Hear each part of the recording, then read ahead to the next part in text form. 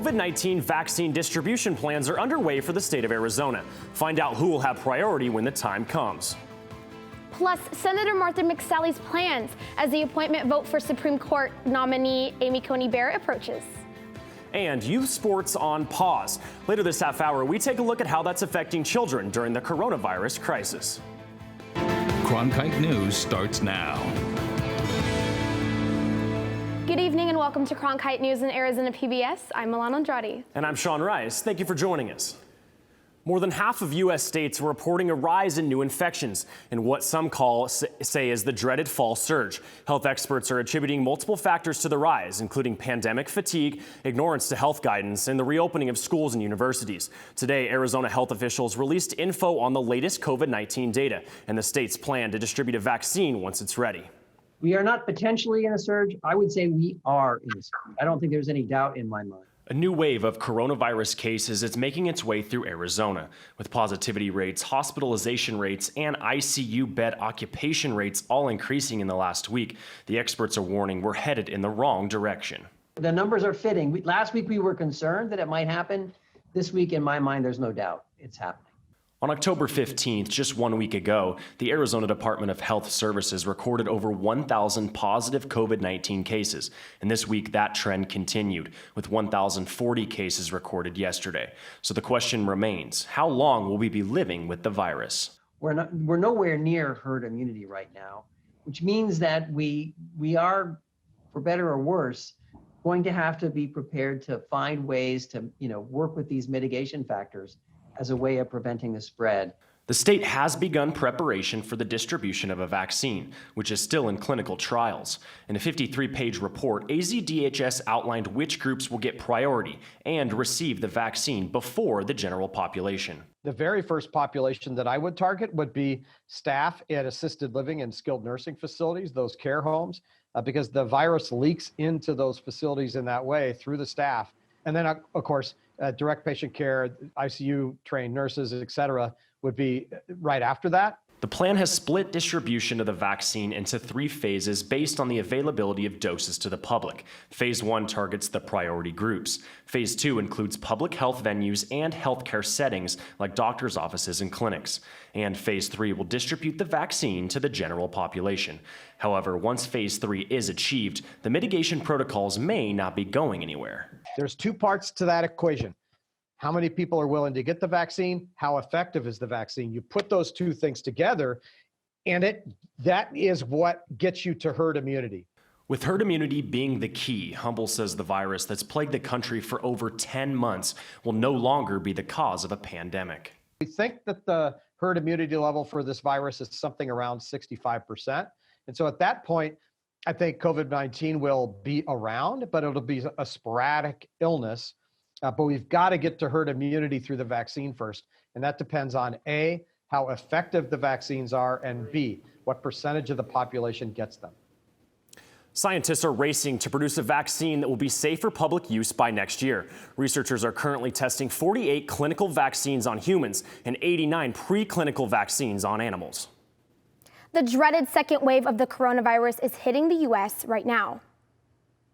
42 states are reporting a rise in hospitalizations, with 14 hitting new peaks. Over the past week, 31 states reported a rise in new cases. And this week, the U.S. added more than 58,000 cases, topping a record set 3 months ago. However, there are some encouraging news. A new study finds ventilation, including open windows, spacing, desk shields, and hand washing, greatly reduces the spread in classrooms.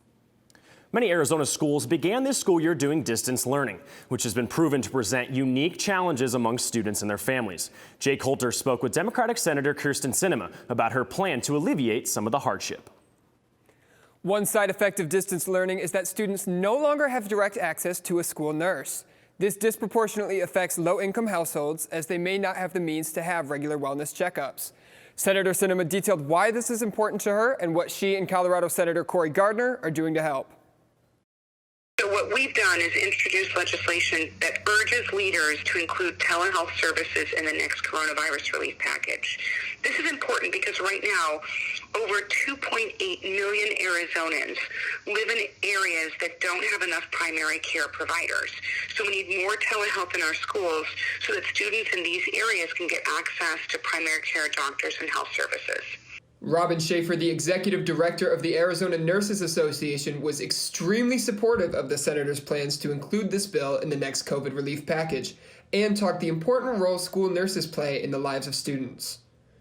Well, school nurses are integral in caring for our children at any age, K through 12 and even in college. In the lower grades, the elementary schools, the school nurses are the go-to person for the little kiddies, and they're lacking that now. And as they get older, they're visiting the school nurse for various ailments, but it's not just ailments. The school nurses support our students not only physically but emotionally, psychologically. We nurses see things through the comprehensive lens of not just physical, and we know that our children are really struggling. In order for students and families to get access to these services, though, Congress must first pass the package. Sinema spoke critically of her colleagues and urged them to put politics aside for the sake of American families. Well, unfortunately, as folks have seen in the national news media, leadership in both political parties have allowed partisan gains to get in the way of the next coronavirus relief package. Even though it's months overdue and families and businesses across the country are relying on us to help, it looks like leaders have decided to focus on partisan politics in the election instead of getting this done. Sinema says she hopes the bill will be included in the next coronavirus relief package and that she and Senator Gardner believe it could happen in the next couple of months.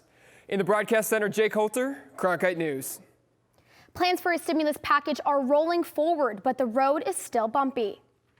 Although there was bickering on the Senate floor between Democrats and Republicans, House Speaker Nancy Pelosi says she and Treasury Secretary Steven Mnuchin are making progress, and the Trump White House is backing the idea of a larger package.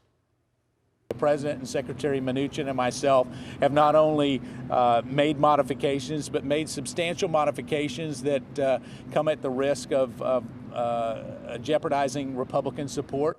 Today, the Senate is scheduled to vote on a proposal worth roughly $500 billion. There's another important vote coming up that sparked partisan fighting in the Senate. The vote on Judge Amy Coney Barrett's nomination to fill the Supreme Court seat of late Justice Ruth Bader Ginsburg. And an Arizona lawmaker weighed in today, as Maithili Gooby reports from our Washington bureau. The Senate Judiciary Committee is expected to vote tomorrow to send Amy Coney Barrett's nomination to the full Senate for approval. And Arizona lawmaker Martha McSally left little doubt on how she plans to vote. Well, I'm so inspired to meet you. Really looking forward to voting to put you on the Supreme Court. McSally and Barrett met today in the Senate, one of a series of meetings between Republican senators and the judge, who spent 3 days last week testifying before the Senate Judiciary Committee. The committee is scheduled to vote tomorrow, when Barrett's nomination is expected to be approved on a straight party line vote. Angry Democrats today called it outrageous that the Senate is pushing through Barrett's confirmation just over a month after the death of Ruth Bader Ginsburg. I think this is an outrageous thing. Everyone is putting the balance in the court for a generation. The full Senate could vote as early as Monday, putting a third Trump-appointed justice on the high court before an election that some fear could end up in the courts. President Trump has made it clear he wants his next appointee on the Supreme Court to do two things for him: eliminate the Affordable Care Act and be there if he needs it for an election contest. That's the reality. I am really concerned about what Judge Barrett's confirmation would mean for America's fundamental right to vote. Republicans pushed back today, cautioning Democrats against packing the court by adding justices should Democrats win the Senate and the White House in this fall's election. McSally agreed with her colleagues and also went out of her way to praise Barrett. An inspiration to me, someone who broke barriers myself, but you're a barrier breaker, and your just incredible career your brilliance and your just role model that you are for women and girls and men and boys is something that I think is going to inspire so many people. Just really looking forward to seeing you serving on the bench and your gift to America. Senate Majority Leader Mitch McConnell has said he expects the full Senate to vote Monday, and Republicans appear to have the votes needed to confirm Barrett's nomination. Barrett is expected to continue making rounds of Senate offices before next week's vote, including a meeting with Arizona Democratic Senator Kyrsten Sinema, whose office said a meeting is expected sometime this week. In Washington, Maithili Gobi, Cronkite News. Coming up on Cronkite News, opposing political views can affect your mental health and even hurt your relationships. We'll tell you what experts say can help keep the peace during this election. And athletes of color on ASU's gymnastics team reflect on competing in a sport that has long lacked diversity. Stick around.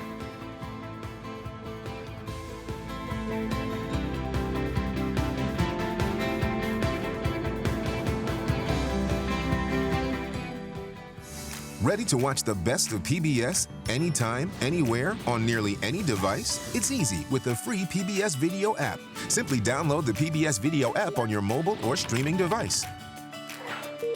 Now you can watch the latest PBS episodes or catch up on the shows you missed. Discover new favorites from PBS and local content from your PBS station.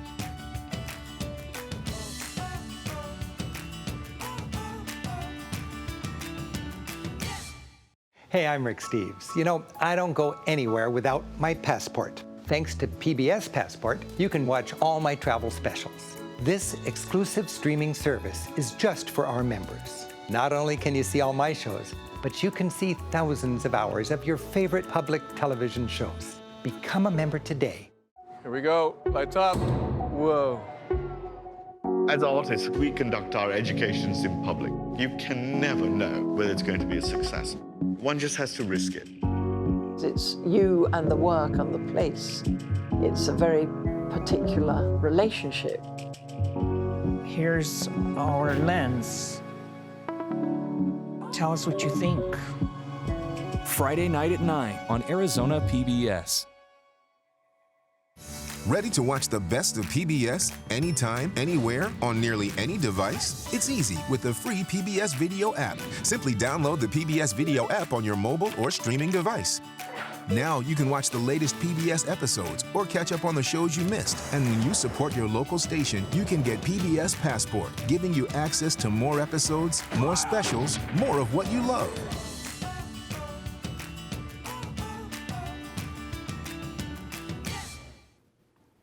Former President Barack Obama is returning to Philadelphia today for a campaign event in support of Democratic candidate Joe Biden. This will be his first in-person rally since the campaign began, but it will include a much smaller crowd and a different way of communicating. Due to the virus pandemic, supporters will listen to Obama over the radio and inside their cars. Obama has appeared in many platforms in order to reach swing state voters and encourage supporters to register to vote and donate money to the Biden campaign. In a news release, Obama says young voters need to step up to the plate and create a new normal in America. Hey, everybody. One of the most inspiring things about this year has been to see so many young Americans fired up, organizing, marching, and fighting for change. Your generation can be the one that creates a new normal in America, one that's fair, where the system treats everybody equally and gives everybody opportunity. The former president posted the video to his Twitter account Tuesday. He says he intends to focus his efforts on early voting states in the final 2 weeks of the race. With less than 2 weeks to go, it's clear this election is personal, and it's raising mental health concerns, no matter which side you're on. You almost feel and put them into a category as if they're your enemy, rather than your friend or your family.